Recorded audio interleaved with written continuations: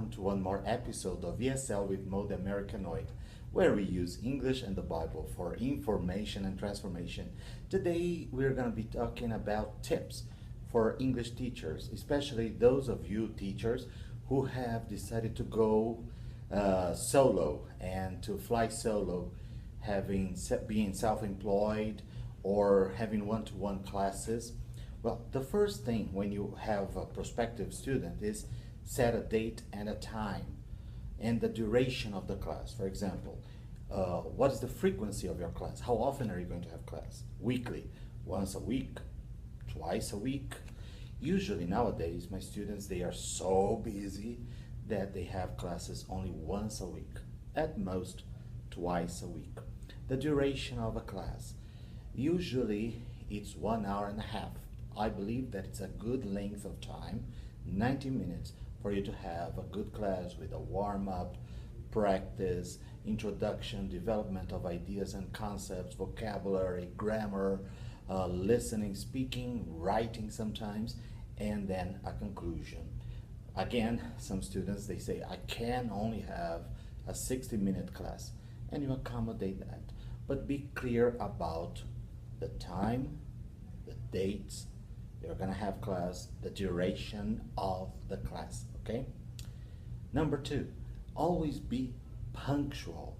It's extremely important for the teacher to be punctual, despite the fact that many times students can be late, even when they're having lessons in their own homes. They are late sometimes, but it's you have to be professional, so be there on time, make plans to be a little earlier.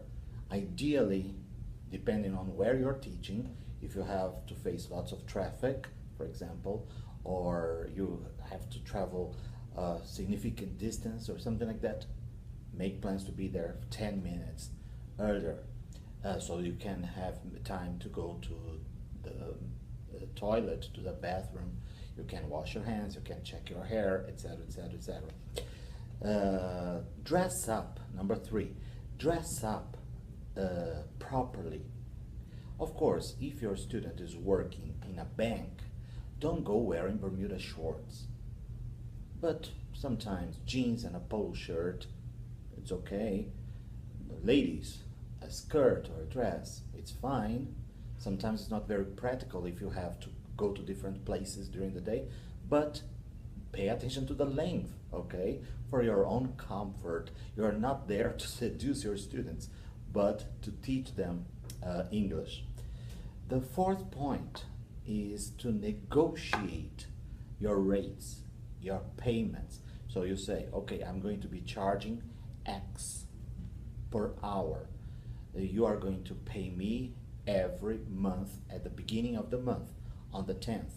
I'm going to issue an invoice and you deposit that amount in my account, or you pay me in cash, or whatever arrangements, but make it very clear about it, the date of payment, etc. In the past, I used to teach a whole month, and then at the end of the month, I would give them an invoice for them to pay me on the 30th of the month. I found out after some sad experiences with some students that didn't pay and stopped having class and didn't pay for that month. So I always pre-charge. So we are in September, so until the 10th of the month, you have to pay me for all the classes scheduled for this month. The number 5 is about cancellations. You have to establish very clearly with your student, preferably in writing, but orally reinforcing it too, cancellation conditions. For example, you can cancel 1 class a month as long as you let me know, you advise me 24 hours in advance. What happens sometimes, students, they cancel while I'm on my way to that place. So I'm gonna waste the fuel, I'm going to waste time, and I'm not gonna get paid. Get real. So you're gonna pay anyway, right? It's your loss. You're losing opportunities to learn English, and you're wasting money down the drain. But I cannot pay to teach. That's ridiculous. So negotiate the cancellation conditions.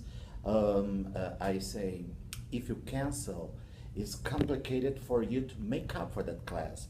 Or as students in Brazil like to say, to compensate for that class, having another class at another time. Of course, that's the number 6. You have to be flexible. Of course, if the student, you show that you are willing to go an extra mile. The student has classes on Mondays and they can change to Wednesday, exceptionally that week, and you can do that. You accommodate that, but always negotiate it. Make it clear that you cannot be, because they are buying that window of time. For example, from 12 noon to 1 p.m. Mondays, they bought that piece of time for their classes. So they have to be responsible for that time. Time is money. Number 7, materials, goals. Establish with your students what material you're going to be using. Are you going to be using a textbook? Are you going to be using only newspaper articles like the Financial Times, or magazine articles like the Economist? Make it clear with your students what are the goals the students want to achieve, how long it might take, approximately, roughly. What happens usually is that once the student starts with me, he stays with me for years and years and years. There have been cases of students that have been with me on and off for 18, 15 years. But that's not, I think, the best policy. 2-3 years would be a good turnover of students, but you have to see each case and context. Number 8, testing. Most students, they don't like to be tested, and as they are studying on their own time, or even if the company is paying them, but the company is not required for them, but the company doesn't require some kind of feedback, it's important for you to give them some kind of assessment, and as a source of review of vocabulary, grammar structures that they have studied. Number 9, keep records. Write them, type them on a computer, on your iPad, or use a simple regular notebook. I use this a notebook here that actually was used in it was created for telephone directory, something like that. But I make it into put a date, divide it by the students, and I know what we studied last week, what materials we approached, and things like that. And give them at the end of the year some feedback. From my experience, 99.9% of the students, they don't read any kind of written feedback or report that you might have sent them. The company might require some kind of written report from you, but it's important for you even to tell your student after a cycle, after a stage, after 6 months, after 1 year. Usually I give some feedback, organized feedback, reviewing points that we studied, the points that I enjoyed with the student, points that were problematic, and to get the student opportunity to say something, to feel that they are in charge of their learning. And number 10, enjoy what you're doing. If you hate teaching, come on, huh? It's not a cash cow. It's gonna dry up very fast, because I've never gotten any student, if it was not through